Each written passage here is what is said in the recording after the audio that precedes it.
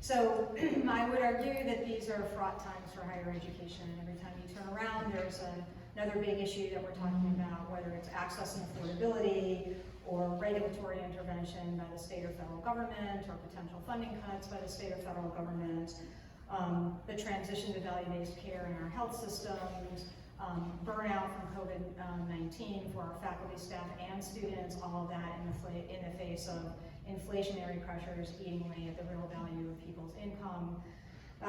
Then of course, the mental health crisis amongst young people. I could list these things, we could all get very sad and depressed if we talked about all the problems facing higher education.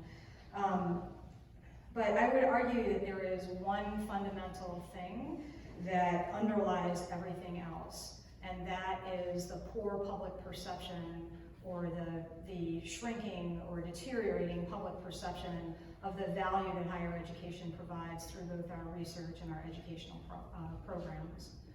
Now, I find this incredibly frustrating because the researches and the data are very clear on the value of a college degree.